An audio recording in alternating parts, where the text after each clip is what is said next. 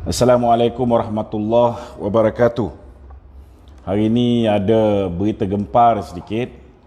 Semalam kita dengar bahawa Tan Sri Muhyiddin Yassin menyatakan beliau menunggu nama daripada UMNO untuk jawatan Timbalan Perdana Menteri. Tapi semalam beliau berkata beliau minta UMNO menamakan siapa saja kecuali Zahid Hamidi. Ini satu perkara yang tak pernah berlaku dalam sejarah. Okay. Kedua, hari ini walaupun semalam dia suruh UMNO menamakan Zahid Hamidi, hari ini dia sudah memaksa UMNO untuk menerima Hishamuddin Tun Hussein sebagai calon Timbalan Perdana Menteri daripada UMNO. Ini saya rasa dah terlalu melampau Muhyiddin Yassin ni, tuan-tuan. Pagi tadi beliau menghadap ke bawah Duli Yang Maha Mulia Seri Paduka Baginda Yang di-Pertuan Agong. Biasanya sebelum mesyuarat kabinet, ini adalah pertemuan biasa antara Perdana Menteri dengan Yang di-Pertuan Agong. Tapi yang agak pelik,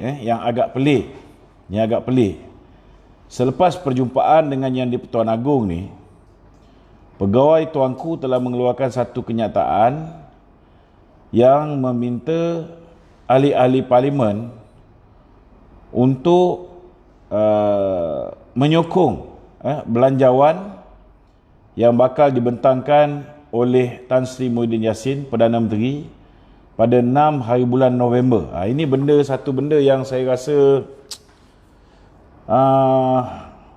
kalau nak ikutkan memang saya tak boleh cakap, tapi saya terpaksa cakap.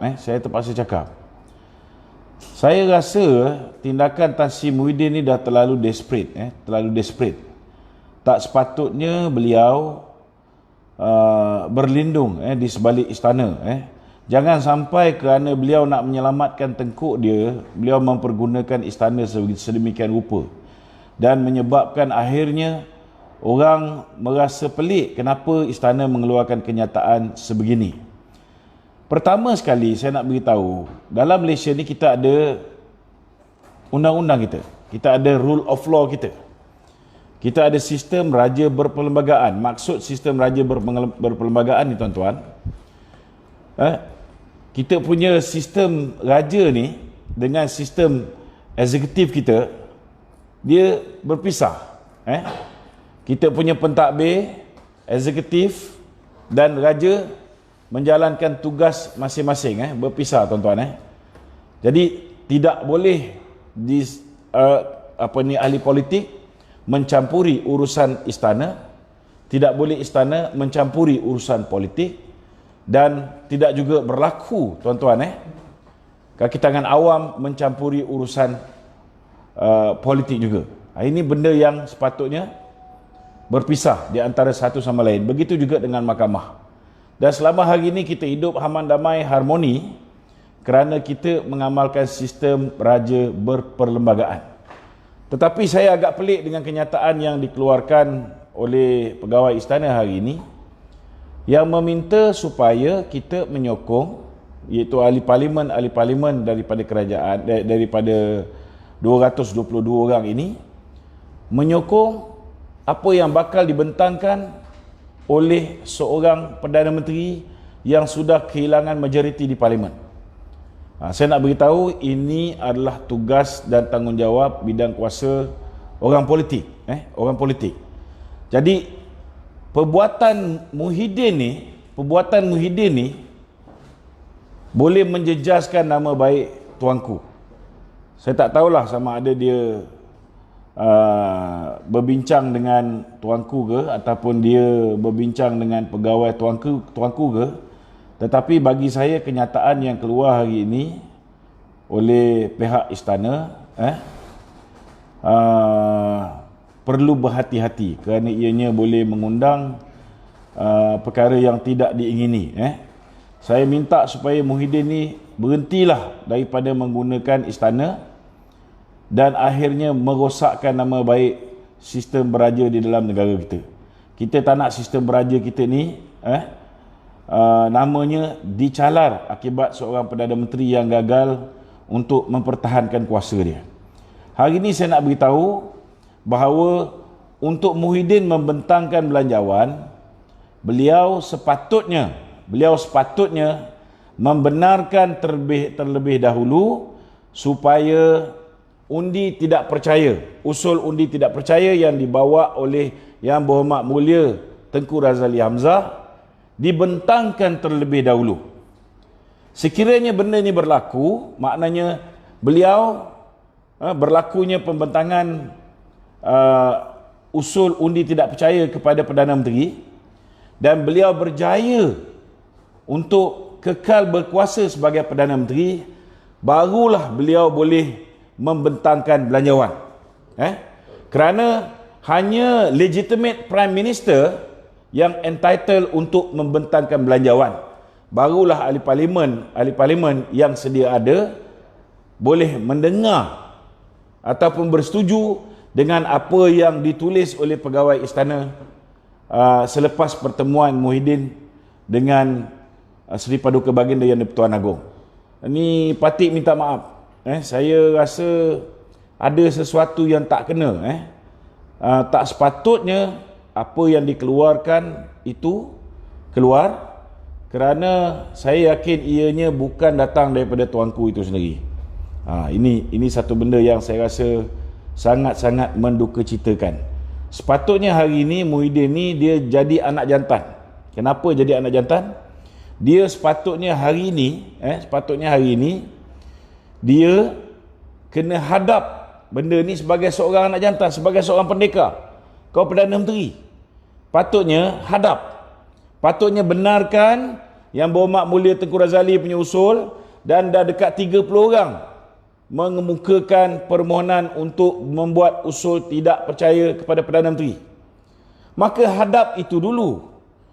Bila dah hadap itu dulu, kamu sudah pun disahkan sebagai Perdana Menteri, kekal sebagai Perdana Menteri, barulah kamu bentang belanjawan, ahli-ahli parlimen boleh menerima dan menyokong apa yang kamu bentangkan.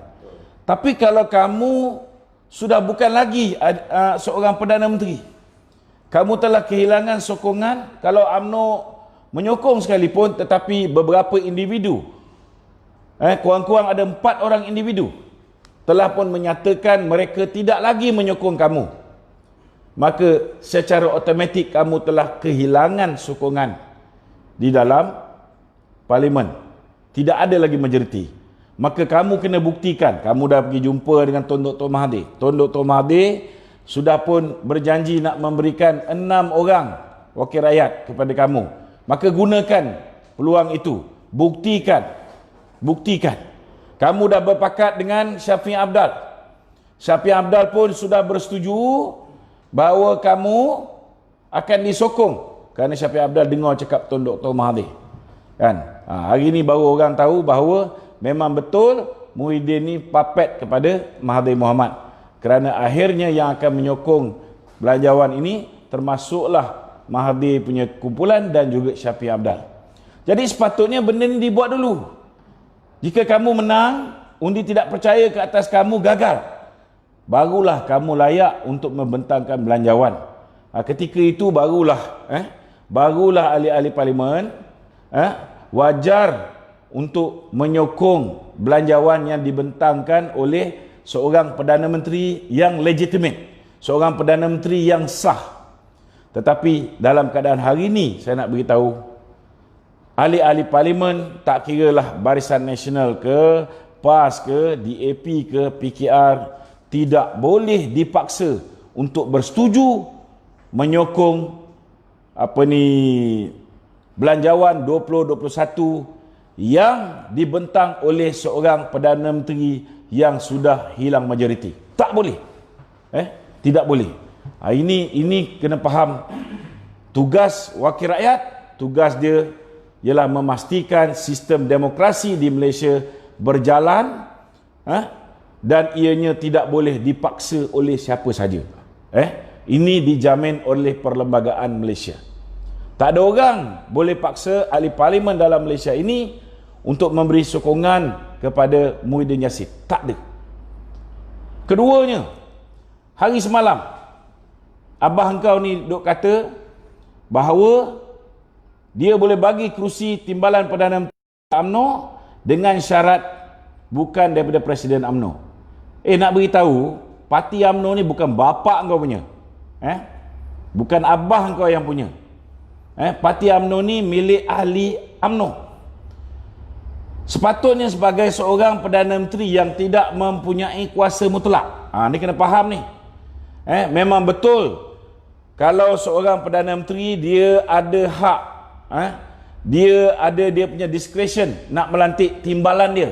Tapi dalam keadaan macam mana? Kalau dalam keadaan dulu Barisan Nasional memerintah 61 tahun, BN itu sendiri boleh membentuk kerajaan, boleh memerintah Malaysia tanpa bergabung dengan parti-parti lain. Betul, Perdana Menteri boleh buat sesuka hati dia. Dia boleh letak timbalan, dia boleh letak menteri-menteri kabinet siapa dia suka. Tapi abah engkau ni tak faham-faham bahasa, bahawa parti dia ni hanya memenangi 13 kursi. Daripada 13 kursi, hanya 6 kursi yang menyokong dia. 9 kursi dia curi daripada geng semburit PKR.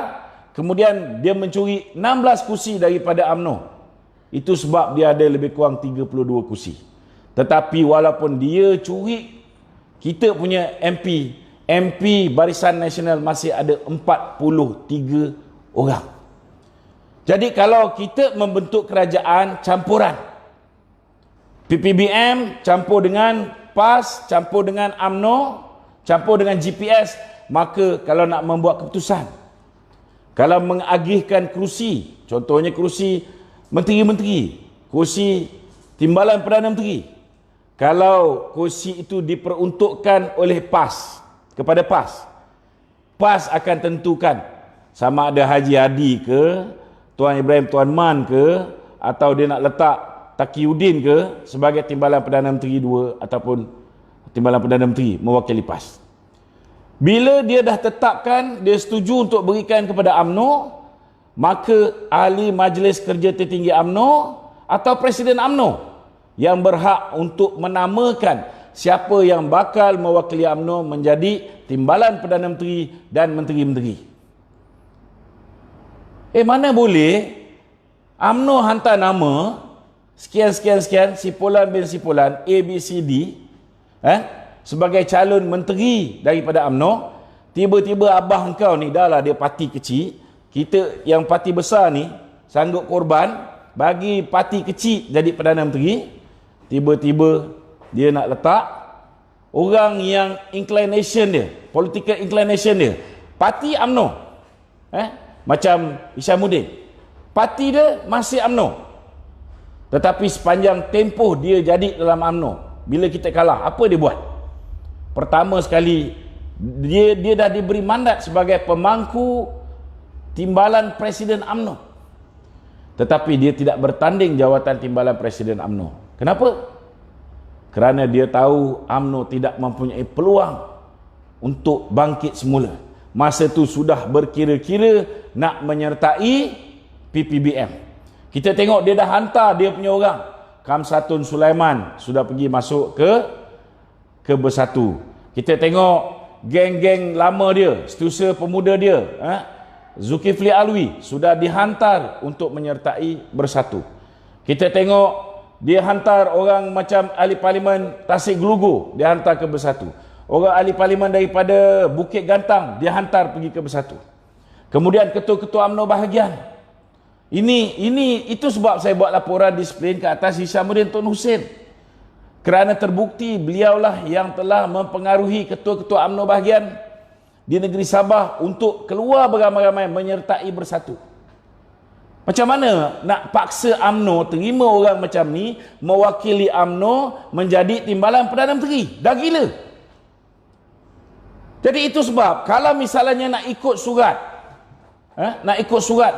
yang dikeluarkan oleh istana hari ini yang meminta supaya diberhentikan politik, saya nak beritahu tidak ada orang lain yang patut dipersalahkan soal politik yang tak berhenti-berhenti ni.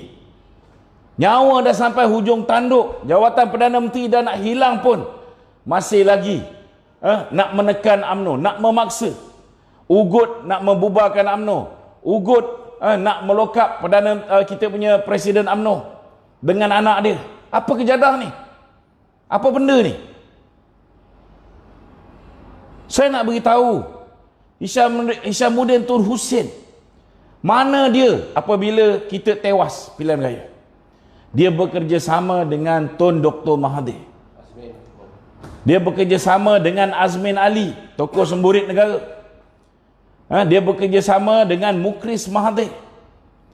Orang macam ni ke kita nak angkat menjadi Timbalan Perdana Menteri mewakili UMNO? Itu sebabnya saya nak beritahu, saya nak beritahu, baginda tuanku sepatutnya menghentikan politiking yang dilakukan oleh Perdana Menteri yang keterlaluan. Keterlaluan. Tak cukup-cukup ke? Berapa kali dah tuanku keluarkan kenyataan meminta, walaupun pegawai dia yang keluar kenyataan, meminta menghentikan politiking. Hari ini kita tengok jentera-jentera yang diarahkan oleh Azmin Ali mengatakan konon-kononnya tolong sebarkan bahawa kita kena tolak Zahid daripada menjadi Timbalan Perdana Menteri kerana Zahid ada kes di mahkamah. Saya nak tanya, yang dakwa Zahid di mahkamah ni siapa? Yang dakwa Zahid di mahkamah ialah Kerajaan Pakatan Harapan. Siapa Kerajaan Pakatan Harapan? Kerajaan Pakatan Harapan ketika itu termasuklah manusia bernama Muhyiddin Yassin, termasuklah manusia bernama Azmin Ali. Tetapi yang kena siapa? Yang kena semua orang UMNO, pemimpin UMNO. Datuk Seri Najib, Datuk Zahid Hamidi, Tengku Adnan Mansur, Ahmad Maslan, kita tengok Syaril Samad. Saya buat report polis ke atas Hamari, saya pun kena. Saya lapor video lucah terhadap Azmin Ali, video dia, saya duduk lokap satu malam. Tetapi bila kes yang melibatkan pemimpin-pemimpin Pakatan Harapan, saya ambil contoh, bila dia tukar saja Peguam Negara, digantikan dengan Peguam Ketua Komunis Melaya, iaitu Tommy Thomas, apa berlaku? Apa berlaku, tuan-tuan? Dia buang kes yang melibatkan Akta MCMC dan juga Akta Hasutan terhadap Sibar Rasa Rahsia, PKR. Dia buang kes yang melibatkan Eric Paulson. Dia buang kes yang melibatkan Tamrin Ghaffar.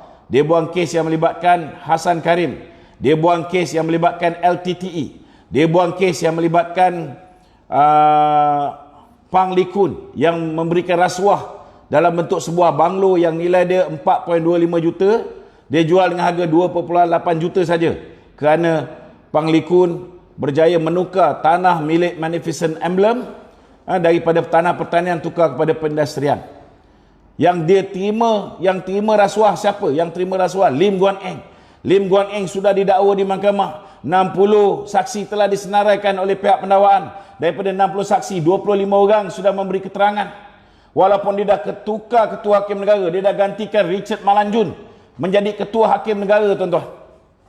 Saudara, walaupun Richard Malanjun ketua hakim negara orang dia, walaupun peguam negara orang dia, dia tak habiskan pun mahkamah. Sebab apa dia tak habiskan? Sebab nak lantik ni Lim Guan Eng sebagai Menteri Kewangan.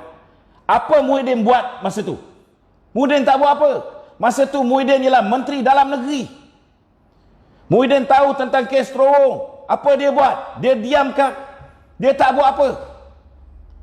Tuan-tuan tahu, bila mana kes ini dirayu, bila mana Mohsin Latif merayu di Mahkamah Pulau Pinang, meminta supaya keputusan yang dibuat oleh Hakim Datuk Hadariah, Jabatan Peguam Negara minta supaya dia dibebaskan, dilepaskan.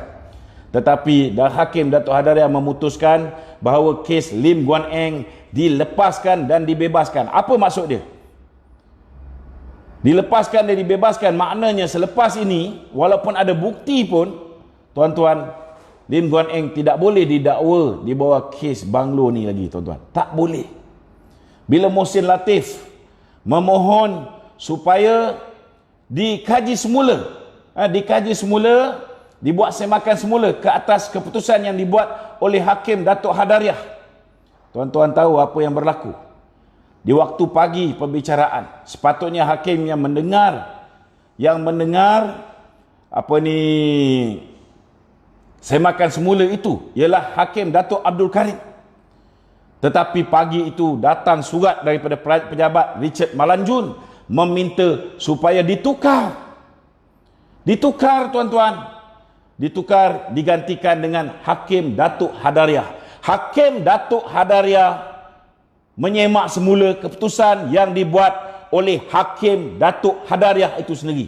Ini tuan-tuan, law of the jungle, bukan rule of law. Dan ini berlaku zaman Muhyiddin Yassin menjadi Menteri Dalam Negeri. Jangan lupa. Kenapa dia diam? Kenapa dia biarkan manusia bernama Lim Guan Eng diangkat, dilantik menjadi Menteri Kewangan? Manusia yang korup, jaga khazanah negara.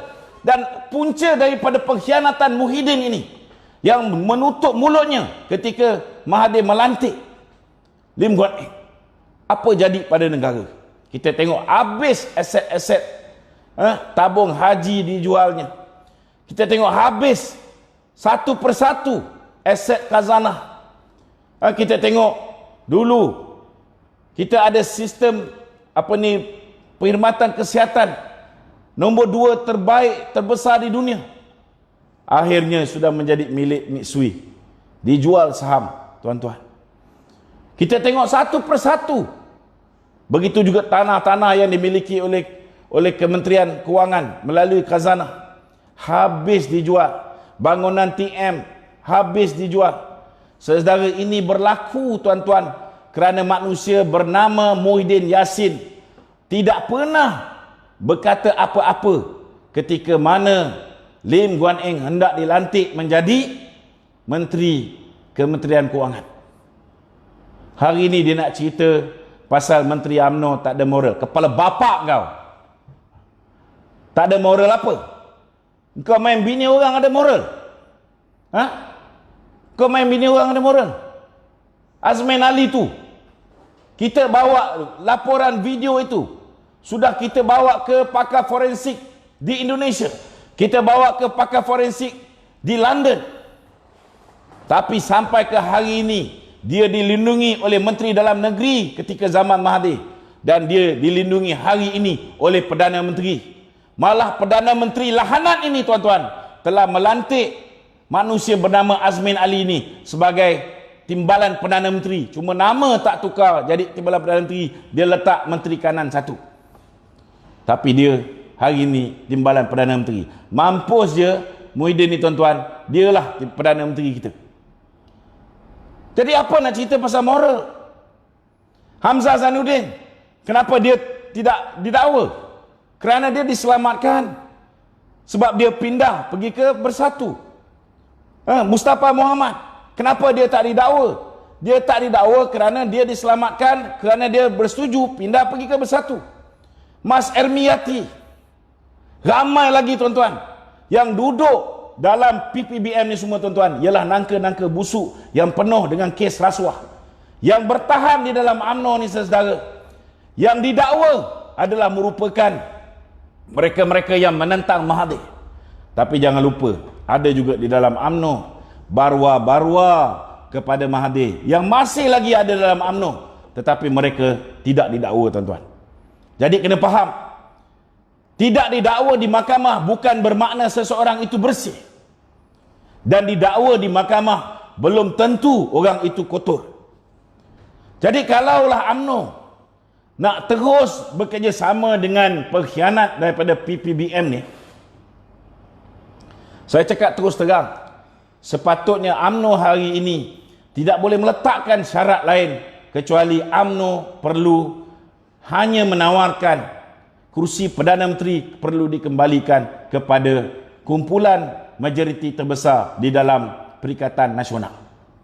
Dan tidak lain tidak bukan, kursi Perdana Menteri perlu dikembalikan kepada UMNO dan Barisan Nasional. Bila kita tak letak orang UMNO yang boleh berlaku adil selama tempoh 61 tahun memerintah, tuan-tuan, kita bagi barwa nama Muhyiddin ni menjadi Perdana Menteri, kita tengok apa dia buat. Engkau jadi Perdana Menteri pun atas ihsan UMNO, jawatan timbalan Perdana Menteri pun kau duk sibuk nak cerita pasal nak ada integriti, nak ada tak nak ada kes mahkamah. Siapa yang menentukan siapa yang didakwa dan siapa tidak didakwa? Engkau antara orang yang terlibatnya, wahai Muhyiddin. Kes-kes yang melibatkan pemimpin-pemimpin Pakatan Harapan, contohnya yang baru-baru ni, engkau dakwa Lim Guan Eng. Apa dulu masa kau jadi Menteri Dalam Negeri, kau ni lembu sangat tak tahu? Kau lebih daripada tahu.